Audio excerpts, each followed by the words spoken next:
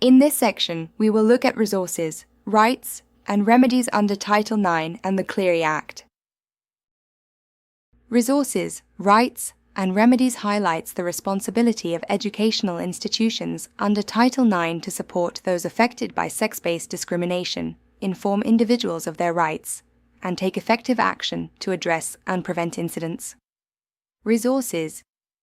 Educational institutions are required to provide resources and support services to individuals who have experienced sexual harassment, sexual violence, or other forms of sex-based discrimination. Rights under Title IX.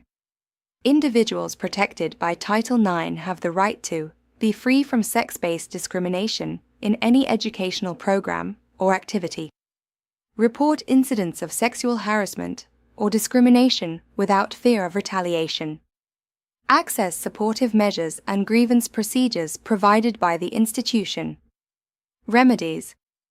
When discrimination or harassment is found, the institution is required to take prompt, effective, and appropriate action to address and correct the effects of the misconduct. Prevent its recurrence through appropriate remedies and ongoing monitoring. Now let's look more into resources. Supportive measures include non-disciplinary, individualized services, accommodations, and other assistance that the college may put in place after receiving notice of possible sexual harassment. Supportive measures are designed to restore or preserve access to the college's education programs and activities and protect the safety of all parties and the college's educational environment. They ensure a supportive environment while maintaining fairness and non-punitive actions. The Title IX coordinator will determine supportive measures. These measures may be academic, such as extensions of deadlines or schedule modifications. Safety measures would include campus police escorts, on-campus no-contact orders, or help filing with local law agencies. For employees, the measures may include assistance with changes to work assignments and schedules. Other measures might include referral to community resources such as legal aid, medical services, and visa help, or to campus resources such as counseling, confidential advocates, or the food pantry. Assistance with parking locations and public transit information may also be considered supportive measures. Confidential resources are vital for student support. NWACC confidential advocates, though not licensed counselors, have been specially trained to provide affirming, empowering and confidential support for survivors and those who have experienced sexual harassment, dating and intimate partner violence, sexual assault, stalking, and sexual exploitation. Confidential advocates will listen to the experience of the student victim or survivor, assist with the immediate safety of a victim or safety planning, provide information on victimization, assist with the on-campus reporting process and procedures, provide assistance with on-campus student support services, provide options for off-campus legal action.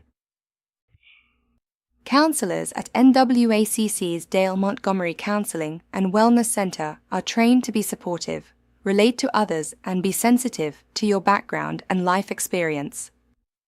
Counseling can offer a safe, non-judgmental place to process emotions, learn how to address issues, and how to manage and cope with varying life circumstances.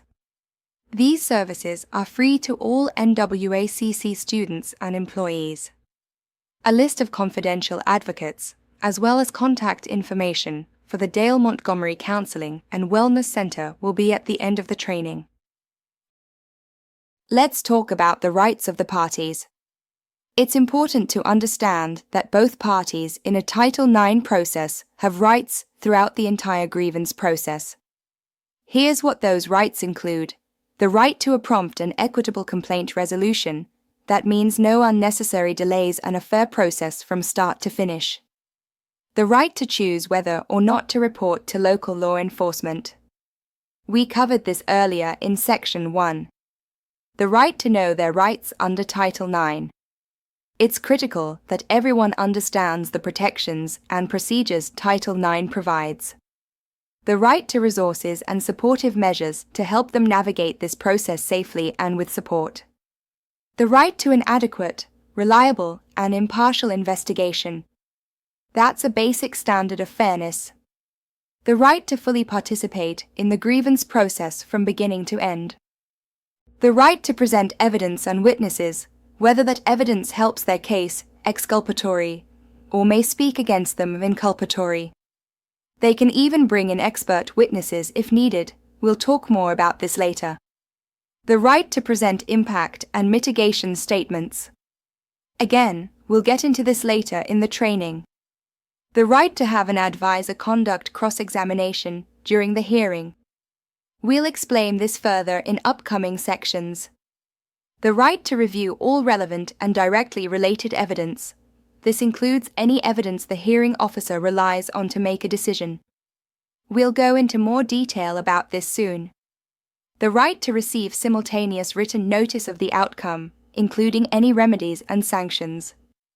And finally, the right to appeal the final determination. More on this later as well. So, what do we mean when we say prompt and equitable complaint resolution? Let's break it down. First, let's talk about what prompt means. Timely investigation. NWACC is committed to starting investigations as quickly as possible after a complaint is filed. Our procedures clearly outline timeframes, so everyone knows what to expect. Expedited process. The overall grievance process, including investigation, hearing, if applicable, and decision, will be completed without unnecessary delays. Notification. Everyone involved will be kept informed about the status of the complaint, how the investigation is progressing, and any upcoming steps. Informal resolution options. In some cases, if both parties agree and it's appropriate, informal resolution methods like mediation will be offered. And just like everything else, those options will also be handled in a timely manner. Now, let's look at what we mean by equitable. Fair and impartial process. Both the reporting party and the responding party are entitled to be treated with fairness and respect, no matter what role they play. Equal opportunity to present evidence.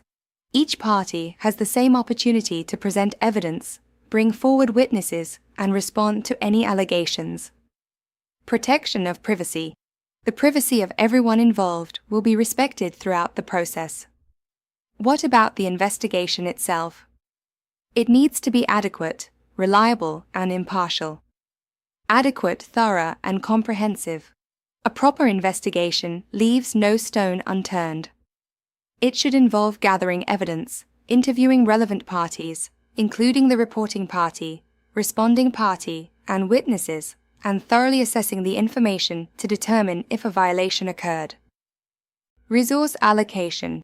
The college must commit sufficient resources to ensure all allegations are fully investigated, no matter how serious, unlikely, or complex the situation may seem.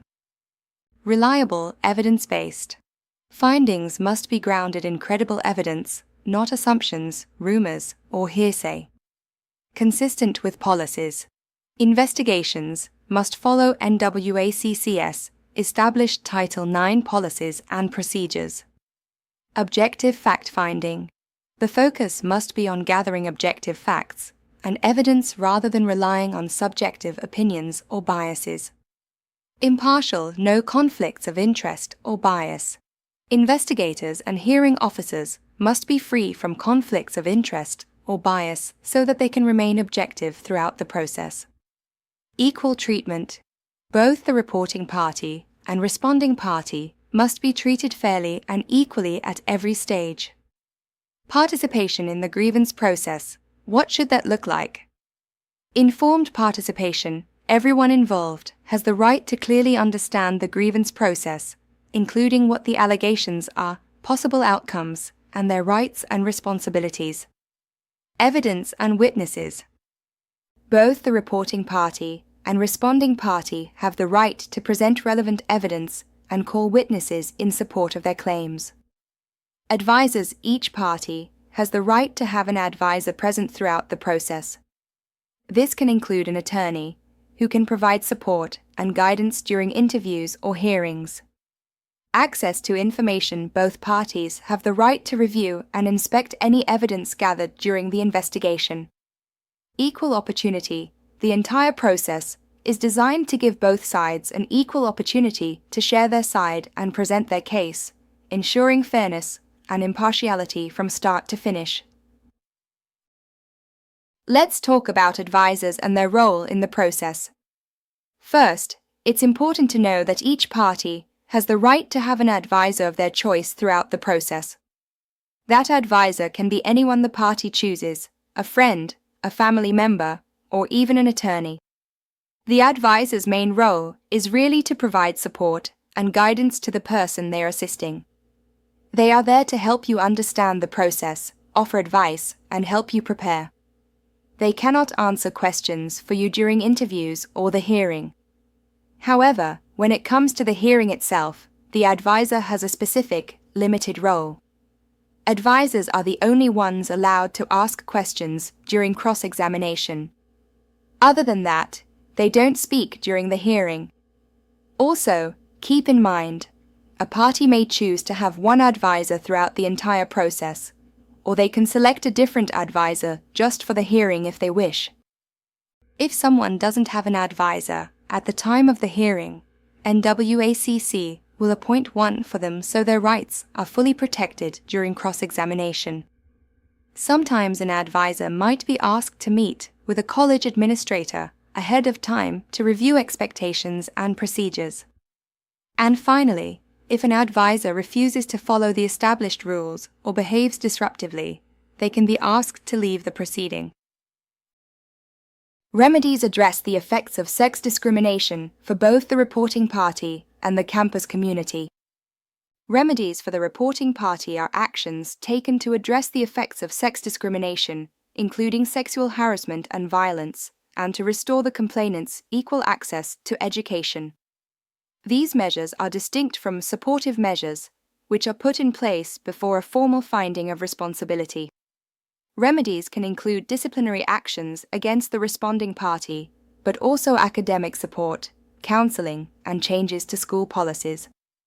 For example, if a complainant misses a scheduled exam due to the aftermath of a sexual violence incident, the reporting party should not be academically penalized. The school must allow the student to reschedule the exam and take it at a later date. Title IX remedies aim to address the effects of sex discrimination, including sexual harassment and violence, within educational institutions that receive federal funding. These remedies are tailored to ensure equal access to education for all students and employees. For the wider campus community, remedies may include increased security, new training procedures, sexual violence awareness materials, and policy revisions. The CLA Act mandates that institutions provide victims of dating violence, domestic violence, sexual assault, and stalking with written information about their rights and options, regardless of whether they choose to report to law enforcement. This includes information on available internal and external resources, the conduct process, potential supportive measures, and how to request changes to academic, transportation, or working situations.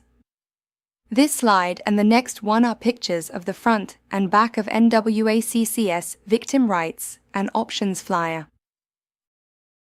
NWACC also has a brochure with the same information. These were emailed to you along with your handouts.